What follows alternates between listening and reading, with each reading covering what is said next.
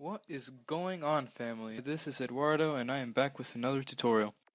Now, today we're going to be drawing Black Goku, or Goku Black. I don't know much about him, but you know what? Let's just stick to evil Goku. He has quite the evil look. He kind of makes you feel uncomfortable. As you can see here, we start off with my usual circle and start off by sketching out the eyes, nose, and mouth. Of course, I go in with my mechanical pencil to do the usual light outline, and you have my big green eraser there. It's usually always with me. And I'd say that this drawing took maybe about an hour at most. And again, I actually enjoyed doing this drawing because it's one of my, he's evil Goku, but I still consider him Goku. Goku's one of my favorite characters of all time. I grew up watching Dragon Ball Z, and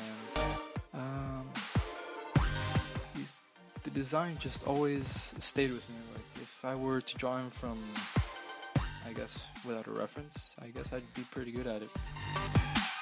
And let's finish with the outline here, and of course there's no problem with making any mistakes, readjusting any lines, things that you're not comfortable with. It's part of drawing, it's part of being an artist. Sometimes you just don't feel comfortable with what you do, and it's normal to fix any lines and make it the best you can. And as you can see here, I ran out of lead, I think. Yeah, I ran out of lead, and I just decided to finish the rest of the outline with one of my Prismacolor pencils.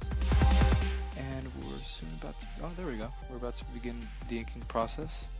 I went in with a fine point pen, Faber-Castell pen. These pens are really, really good. I have to say that they've lasted me quite some time. I've had them for about 2 years now. Very good ink. Very, very good ink. Never ceases to amaze me, the quality lines that they give you, and very comfortable as well. Now for lines such as the outline, I think, yeah, the outline, the outside of the drawing, essentially, I would use a medium point pen just to give it more not detail, but just to emphasize the outline more. And for lines such as his, what they're called, man, I guess they're called blushies, I don't know. For the blushies and for his mouth and that little wrinkle that forms around his mouth, I guess, I don't know. I would use a smaller point pen, and since there's really, I can't really afford anything else. Well, not afford, but I just don't really have anything else in possession. I used a Sharpie fine point, and actually, I think I did use a bigger point, fatter point, I guess. This marker that I have. Yeah, there we go. The good thing about it is that it's scented, so it actually smells pretty good.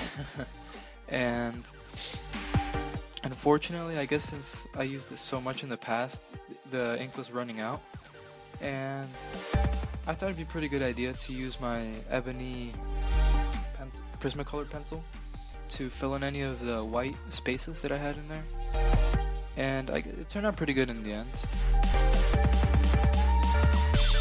Yeah, this part took quite a while to fill in his hair.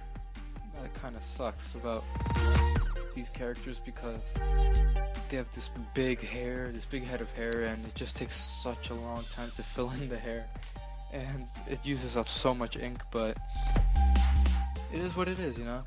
If it's what you like to draw, then go for it.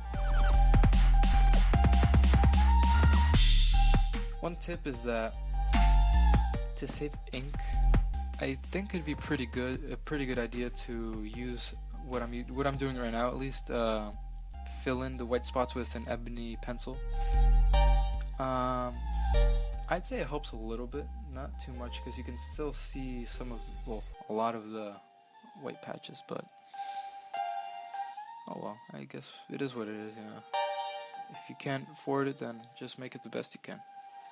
When I mean afford, I mean any new markers or something, you know what I mean. And now that we've finished with the marker, we're going to finish doing some shading. Now, as you can see there, I shaded in most of his face. I think I used an HB pencil, and for the darker areas, I used a 2B pencil. And for the lighter areas, I went in with a 2H pencil. Now, if you guys don't know what that means, essentially different shades of pencils. And honestly, they work pretty well. I'm actually content with how this drawing came out. It wasn't difficult. It was time consuming.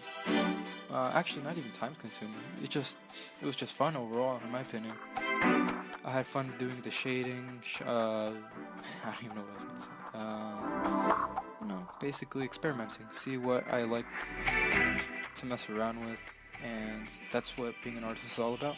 So I thank you guys for watching, and please don't forget to give this video a thumbs up.